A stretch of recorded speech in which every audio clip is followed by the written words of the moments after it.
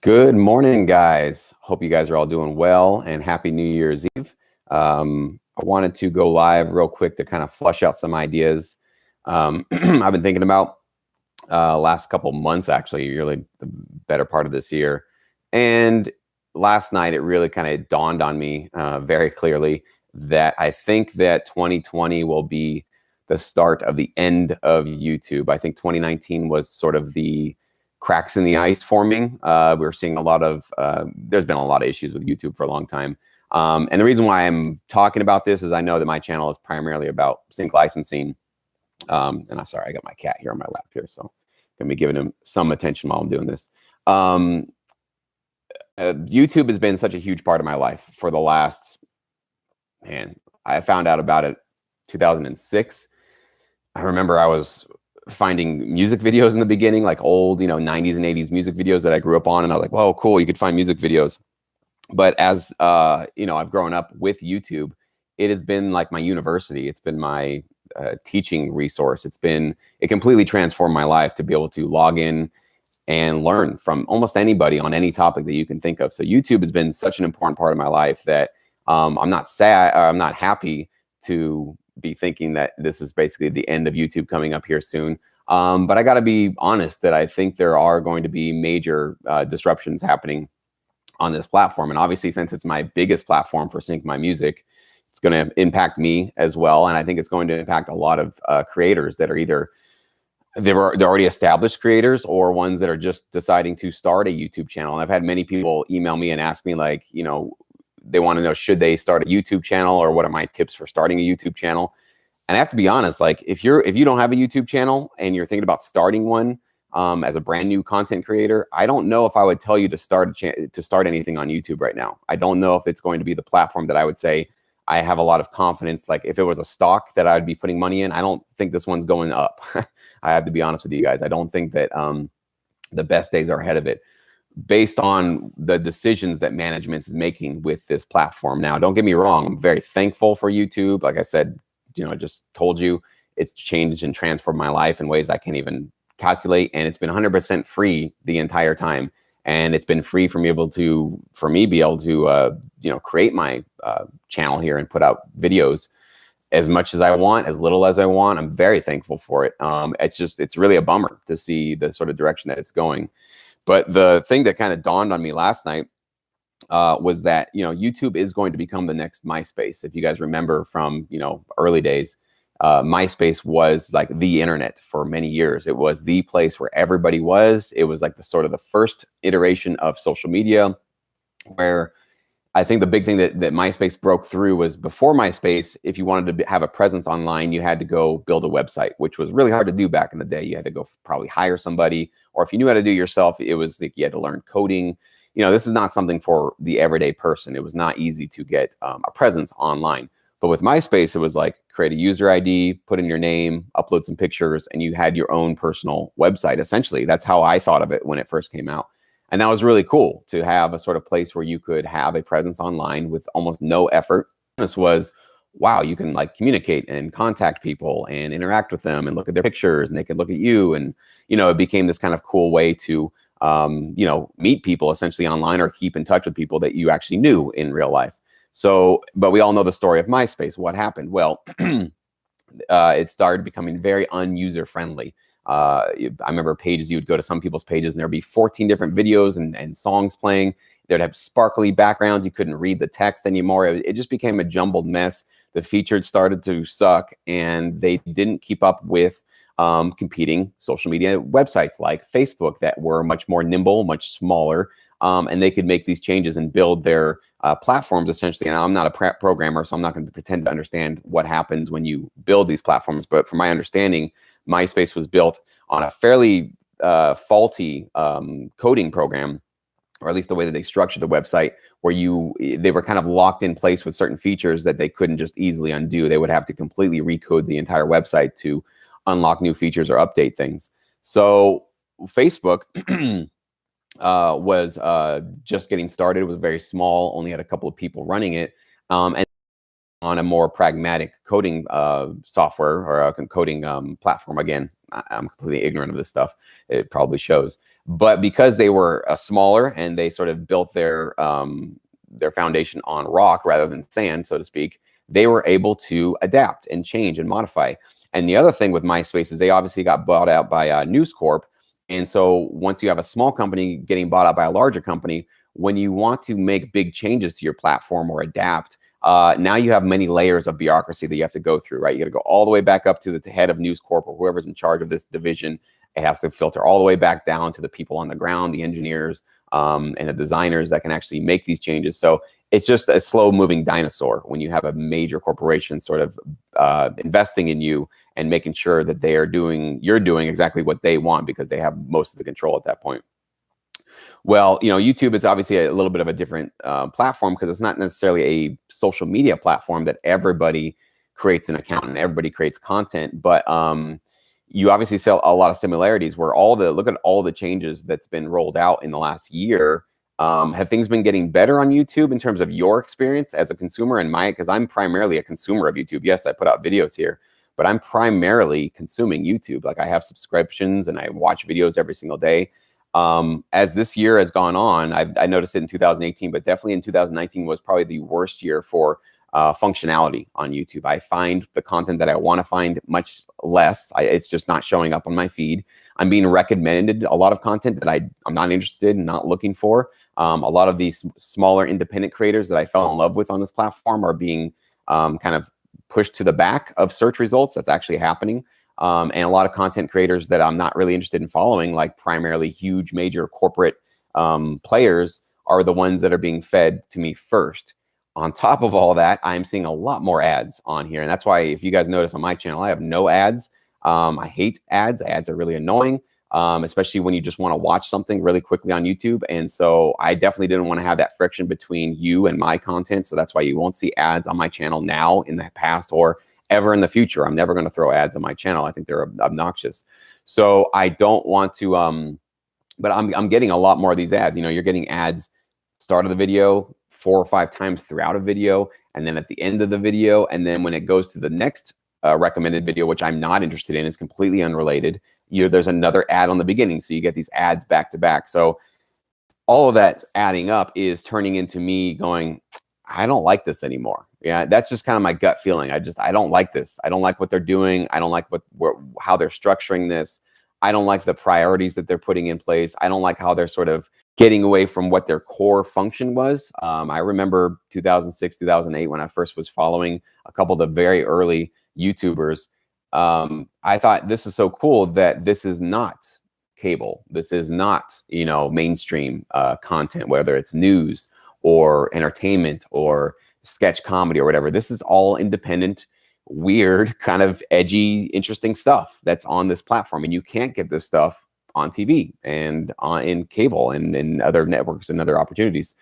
And that's why the name YouTube for, average Joes like me was such a great concept, that you could have your own TV channel, internet TV channel. But essentially that was the original idea, that anybody with any content, as long as you weren't breaking the law, you could do whatever you wanted on here. You could talk about whatever you wanted. You could share any perspective you wanted. And I think that's why my life was so enriched from this platform, is because I was able to have access to all these independent thinkers, independent people, without major corporations behind them, without a 6-figure salary behind them, without a polished look to them, without some sort of a studio behind them and makeup and all that kind of stuff. It was just a regular dude or girl or anybody, in their kitchen, in their living room, in their home office, talking about whatever the topic might have been. And I thought that was such a cool concept and so interesting and unique. But if you look at what YouTube is doing right now, they are not interested in that. That is not who they want on their platform. They are certainly showing that with their actions. They might say all day long that they love small creators and they want this to be a place for them to thrive. But their priority status is being given to major corporations, to people who have, lots of money, people who have those 6-figure pundits, those people that have those kind of major backings. That's who, or major celebrities, people, obviously, if there's one person that YouTube thinks that everybody wants to watch, it's Will Smith, right? You've probably been seeing tons of just Will Smith content all over the place on YouTube, because they obviously signed him as some sort of a weird deal where they want people like him, who he's not a YouTuber. He didn't blow up on YouTube. Obviously, he got his start, and he's a very talented guy, needless to say. But he got his start in the entertainment world, right? He had his show, he had his music, right? He's a movie star.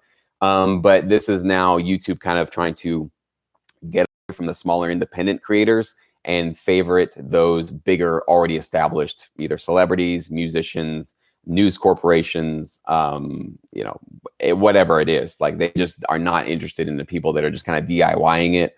And that's really sad to see, because I really fall in love with those kind of creators much more.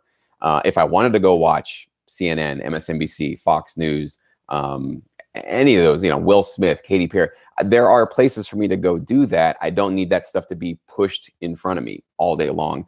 And I have to believe and assume that I'm not the one that feels this way. And I know that many of you guys, if you're avid YouTubers here, either consumers or content creators, this is all review. You guys know that this stuff has already been coming down the pipeline. So I think it was in early 2019, I did make the call that this would be the year when major creators start to dip their toes out of the water, to start to maybe eye an exit away from YouTube. That certainly has happened. If you guys didn't catch PewDiePie, which is the biggest content creator here on YouTube, he earlier in middle of the year announced that he would start to exclusively live stream on another service called DLive. And I know there's many other content creators that are also doing similar things, where maybe they're not done with YouTube. They haven't like jumped off the ship, but they are creating simultaneous platforms out there on other competing websites, other live streaming services, other video platforms like YouTube. So I think I was right on that one, that 2019, you did see this kind of, that's what I mean by the cracks are starting to appear. Like, there's definitely cracks in the foundation of YouTube's service here. Now, obviously, unlike Myspace, the reason why people left was because, let's say you were on Myspace, well, you started noticing that your friends and family were like kind of gone, and they would just go to this other site called Facebook. And that usually created this kind of exit from Myspace, and like, well, this is kind of like, it's dead here. There's nothing going on here. And that's where you started to see this kind of migration happen very quickly onto another platform. With YouTube, it'll be different, obviously, because there's a little bit of, commenting, but they did away with private messaging. I think it was earlier this year. And they started to minimize the ability for you to interact with other people on this platform, other than just commenting and replying to other comments. But it's different than a MySpace, where there's not that sort of like, all right, this is my YouTube profile. These are all my friends on YouTube, right? It's just a kind of a different thing. So I don't know when, there'll be this massive exodus from YouTube. I don't think it will happen in 2020, but I think what you will see in 2020 is major creators leaving the platform. And maybe it won't be a PewDiePie. I don't know. It could or could not. But it will be people with at least 500,000 or 1 million subscribers realizing that their content is not growing. They're not being discovered. Like, the YouTube search algorithm now does not let you find necessarily what you really want to find as often as it used to. It used to be great, and now it really doesn't so much. So I think what you'll find is some mid-sized to larger creators will actually exit the platform. They'll actually be one of the first to jump on board some sort of an alt, a competing site for YouTube. And there's many out there, and definitely a lot of you guys will probably make me aware of that. And I'm definitely aware of some of them. And I've actually put up some channels on a few of them. I haven't promoted them or talked about them yet, because I'm kind of waiting to see which one seems like it has more stable footing, because I have uploaded my videos to other competing platforms, and some of them have actually they just went belly up and bankrupt, and those websites just went away. So I wasted a lot of time uploading to platforms that just went out of business. So I'm kind of not going to make that mistake again, and I'm going to wait a little bit and just kind of see which one of these other platforms I do start to take off. But if you want to create or you want to get into content creation or do something in terms of creating videos for a community or for a topic that you're really interested in, or building a business or whatever it is, I would not say that 2020 would be a year to start on YouTube. I really don't think that that's a good place to start, because I think you're going to find that your growth, your potential to reach new people, for people to search for your content, is just not going to work out as well, unless you happen to be, an MSNBC, a CNN, a Fox News, a Will Smith, a Katy Perry. Unless you're one of those people, it's all signs are pointing that that's where they want to go. That's what they want to be.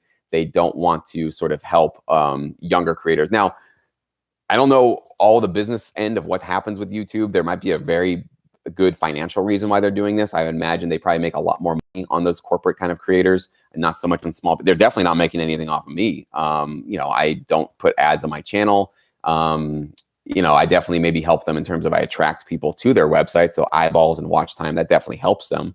So I can see that I do help them a little bit in that respect, but I don't think that my channel is one of those that they would see is very beneficial or valuable to their business model. So I can kind of empathize with that side, because again, up until now, I have not paid YouTube a dime to upload any of my videos or to host them or to let you guys all find the stuff. So this has all been a really awesome, great free service. So I get, like, you got to make money. Like, they're not doing this for a charity. They don't spend millions of dollars on the servers to host basically any video you want to upload and serve it anytime you want somebody to find it.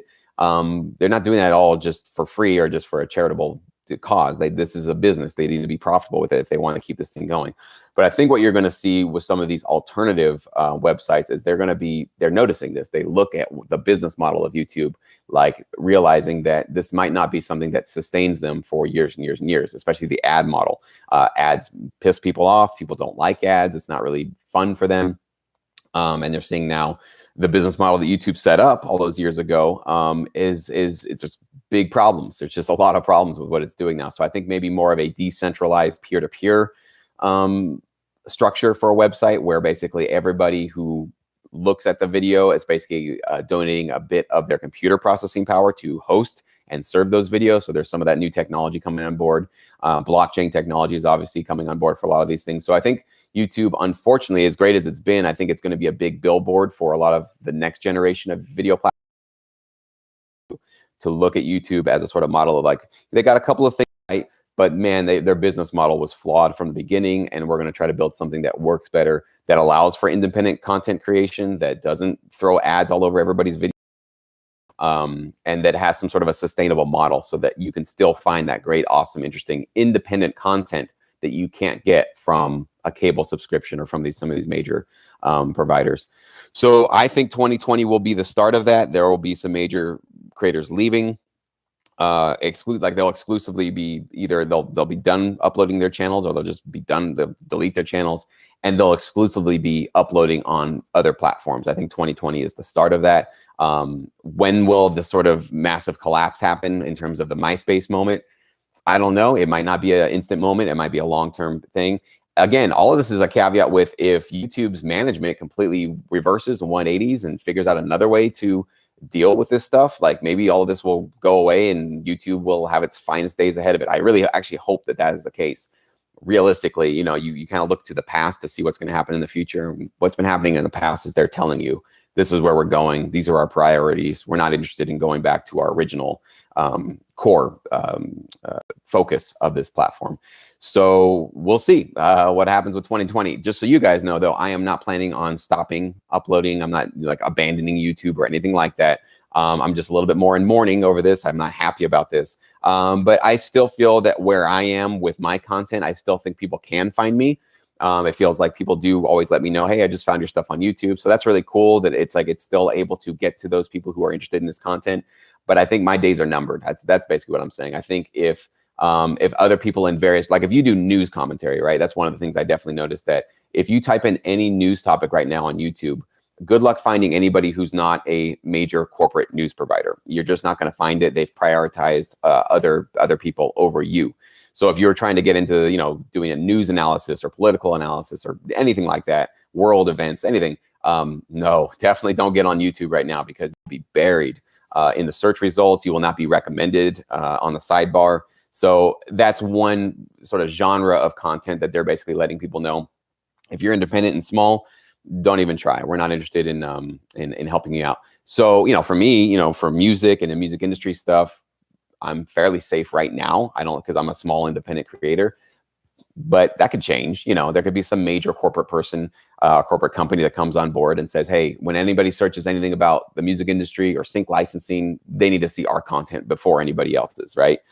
If this is what they're doing with certain genres, why wouldn't they go do that with my genre? There's no reason to believe they wouldn't. So I always have to have my eyes kind of on the exit points here to realize that, like, my days are probably going to be numbered here on this platform as well. My content's not, though. I'm still going to always be a content creator. I'm going to, obviously starting that podcast, that I have started at the end of last year was one of my reasons for, let me sort of dip my toes out of the water too, because YouTube has primarily been the way that I've been putting out content. I love the fact that you can still find old content, old videos through the YouTube search, so that if you were looking for a topic that I've already talked about, it'll be new and relevant for you. That's what I've really loved about YouTube.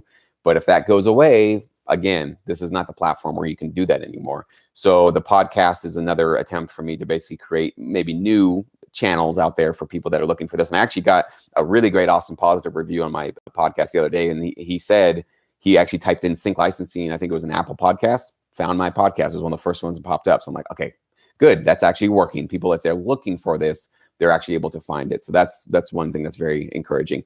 And worst case scenario, I definitely have a couple of other video hosting platforms that I'm looking at, keeping my eye on. And if I do have to start creating exclusive content there or even jumping ship, I've got other places I'm going to be going. So I'd be very sad to see YouTube go like this.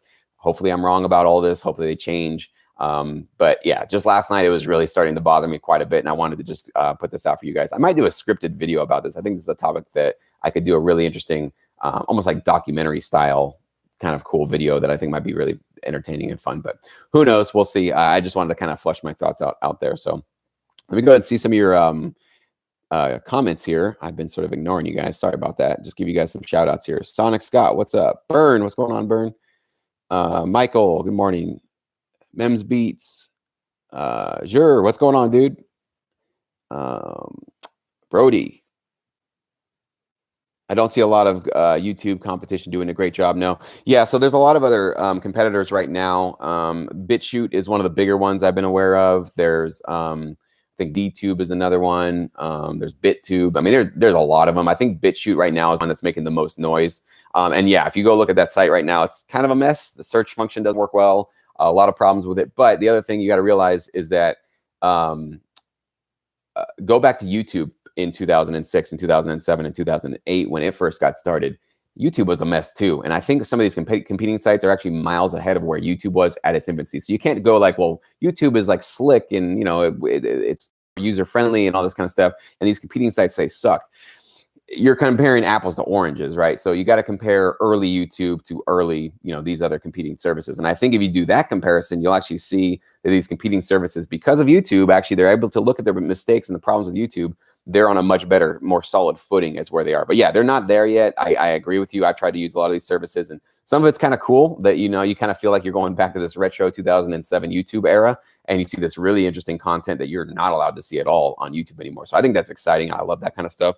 But yeah, the user-friendly stuff, that stuff has a little bit more to go. But come on, we're living in an age where technology advances very quickly. People learn how to put stuff together very quickly. So I'm not worried or concerned at all that some of these sites will not vastly improve their sorry, my cat is getting me all tied up here. Will not vastly improve their functionality. Like that's going to be sorted out very quickly. So run around. Sorry, man. I always mess up your name. Sorry, buddy. Yeah, and run around. You're a huge YouTuber, man. You got lots of subscribers, lots of views. So I'm curious to get your thoughts on this. Run around. We need to do a podcast interview. I promise you we would do that. So I'll hit you up, man. We need to do one for the start of the new year. Playboy Hustlers TV, what's up? Yep, nothing lasts forever. That is true. What's up, Robert Barner? Happy New Year to you as well.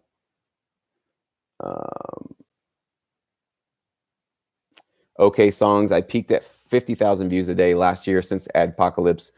Then Copa. Yeah, the Copa thing, however you pronounce it. That's another problem that YouTube basically is exposing us to be sued for accidentally not marking one of our videos properly. I don't know if you guys are aware of all that, but it's a mess. Look up COPPA and YouTube, and you'll find out what kind of a mess people are in. I don't think that's going to be something that would apply necessarily to my channel, but again, I'd be foolish to think that to assume that nothing down the pipeline is going to hit me like that. Something's going to. It's just a mess across the board. M. Cruz, what's up? Happy New Year to you as well. Yeah, Burn saying YouTube reminds me of SoundCloud and that they started ignoring the little guy in favor of major content creators, perhaps as a business necessity, but the consumer loses in the end. Yeah, and it's a hard balance. Like, I'm not saying I understand what YouTube should do. If they're losing money right now, and I don't know if anybody knows if they're making money or losing money, but chances are they're probably losing money. I don't know, their financial responsibilities to their shareholders. So I don't know what the answer is if they're in this sort of a situation or a mess, and there might be no answer. The answer might be they just crumble. And if that's the case, that really sucks. I've loved YouTube. It's been a great platform, but whatever, it's the world. This is the business world. And sometimes business models don't work out for the long period. They work out for the short period. So we'll see.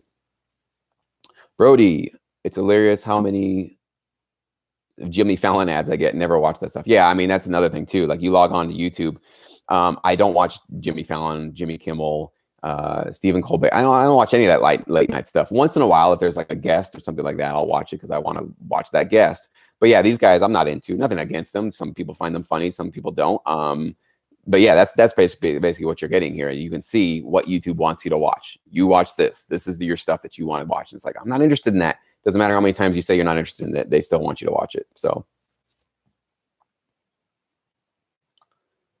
all right, Martin, what's up, man?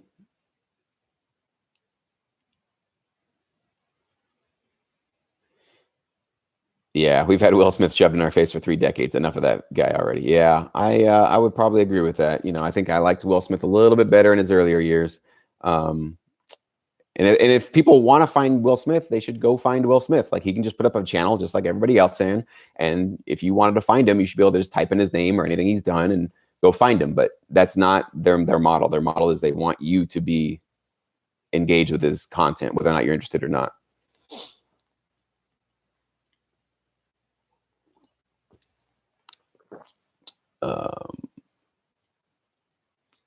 Let's see where we're at here. And that's another thing too, is like, if you guys have been following a lot of YouTube creators, and they're talking about the new way that they upload videos, you probably noticed that a lot of them are telling you guys they don't like the new creator studio. They don't like the new live streaming functions. They're just like confused by it all. And I mean, this is the first time I'm actually using the live streaming thing straight through my laptop here, because I'm in a different room and not my studio. And it worked out actually fairly fine. But most people you're following are probably telling you this, like, I don't like what they're doing. And I definitely don't like the new creator studio, the new sort of like user platform that you have where you can look at all your videos, decide when you want to put them public, look at your analytics. It's got a lot of bugs. It's not as user friendly. It's hard to find a lot of new stuff. And also the new uploading feature of the channel. I just, like, the other one was fine. Like, your other one was fine. Like, I think there's this always push to, like, we have to improve, we have to update. It's like, but if the thing's working, like, okay, put a little bit of polish on it, maybe a new text, a new little design, but keep all the functionality the same. I don't understand why these companies feel like they just have to reinvent their own wheel every couple of years. It just doesn't make any sense, especially if the old one was working great. Yeah, DH Obsessions, that might be it. He's saying that maybe if YouTube will go to a paid subscription base. I could see them trying to go that route, where they're just realizing that they want to just go to maybe a cheap monthly or an annual subscription to just get more of this kind of corporate content. And we'll see how they work out with that, if that's going to be some sort of a winning strategy where they become kind of like the new cable. I think that might be a strategy where they go like, less from, definitely not included in independent content, but much more like, okay, cancel your cable subscription so you can go get all the same kind of content in the streaming platform. And maybe that's where they're going. That's not a bad idea, or a bad guess, I would say. I don't know if it's a great idea. Weston, what's up, man?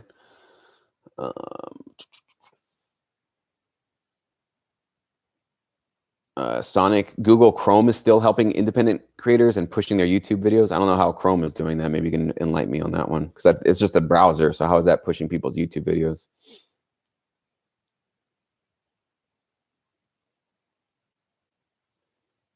All right. Nelson, what's up, man? Arcadia, what's going on? G Robinson, JJ, Lionel.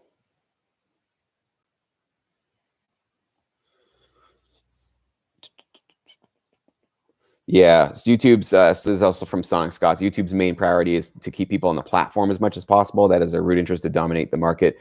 Yeah, but having people on the platform is certainly step one, but then there's got to be step two, monetize, right? They got to make money doing that. Just having a whole bunch of people in one area, usually it's going to be with advertisements or with subscriptions that you're going to be able to do that. So how are they going to be able to do that if there's a lot of content that people don't want to watch? That's the trick thing. So I think if there's some company out there that's like, okay, we want to become the, if you want to watch basically all the cable news services, you can watch it on the streaming service. That's okay, but be upfront about that. That's what you're getting here.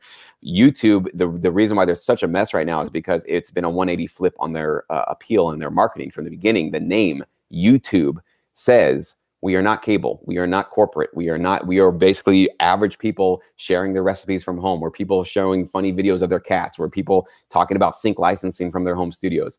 That is what you get when you think of the name YouTube. But, they're now trying to shift it into their tube. Okay. It's not about me. It's not about independent content creators. It's not about cats. It's not about any of that kind of funny, interesting stuff, or maybe even edgy stuff that might seem a little bit like, oh, that's kind of crazy. It's not about that anymore. Now it's about very stamped and sealed and approved content that we can slap advertising income on, right? So I think the name itself is one of the biggest problems, and sort of the entire creator community is obviously backlashing for this because they've been under the assumption all these years that YouTube was a place where you didn't have to be one of these major content creators to actually make a living doing what you love to do. And now it's turning out that YouTube is saying, nah, I think that is actually where we want to go. And if you've been making your living on this platform for this long, then SOL, there's really not much you can do about it moving forward.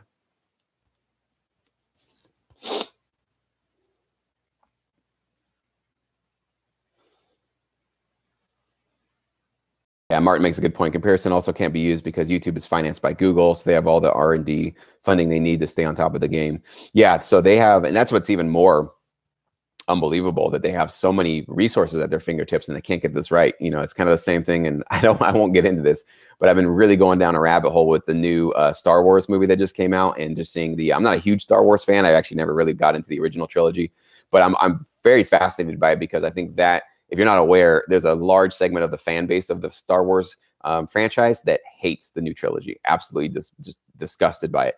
I have not been a fan of the new trilogy. Again, I'm not a super fan of it, so it's not like this one of these is going to be a righteous cause of mine. But I've definitely been diving into the YouTube wormhole where you have all these super fans basically saying, this is destroying the legacy of Star Wars, and we're not a fan of this. We don't like what Disney is doing with this. And then you see the other side of YouTube, which is actually, obviously going to favor Disney, favor Lucasfilms, favors for the bigger corporate players. And you kind of see the struggle happening in real life, which is really fascinating to watch. And it's a good sort of example of what we're talking about here when you go from independent creators to major corporate players and how that sort of intersects here on YouTube.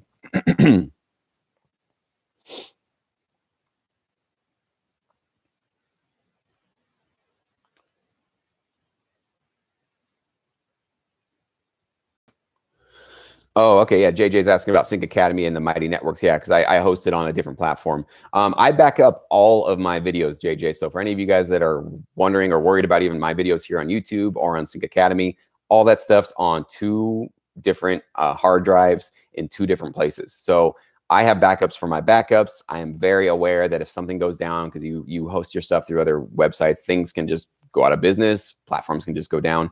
I'm very aware of that, so don't worry at all. If anything happens to Sync Academy's platform or YouTube or anything like that, it's all backed up, and I will find another home for you guys. I will guarantee we'll have it. So I'm always prepared for the worst with this stuff because I definitely don't take any of this stuff for granted. Chris, what's up, man? Good to hear from you.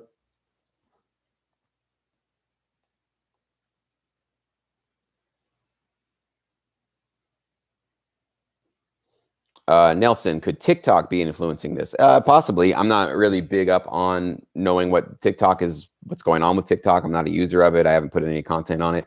But I think everything is in flux right now, and everybody's trying to figure out where this new world is going to go. And, spoiler alert, there's never going to be a settled place. Like, it's just going to be a new thing for a couple of years, just like YouTube was a great thing for about a decade. And then something will crack and there'll be another place for things to go. And that's going to happen for the next generation of either it's going to be social media or probably going to be VR based social media. If you guys have been seeing what's happening with Facebook and Oculus, they're creating essentially the new, like an oasis, like from Ready Player One. They're creating these virtual worlds where they're going to try to have people come in and you can interact with people in virtual avatars and that kind of thing. I think that will be a big part of the next platform or the next area of social media happening. But the other cool thing I definitely see happening is, in the last 10 years or 15 years, we've had sort of like just, whatever they call it, 600-pound gorillas in the room, where you have Facebook, Twitter, Instagram, and I guess YouTube. So maybe like those 4 where everybody is, right? Everybody pretty much has a Facebook. I know some people don't, but you think about it, Facebook is kind of universal. Everybody has one. Everybody, well, I don't know about everybody. It goes down the list from there. Like, does everybody have an Instagram? A lot of people do. And then maybe Twitter after that, and then YouTube probably at the bottom. But those are really like the sort of the four heavyweights where like the entire world comes to interact and research stuff.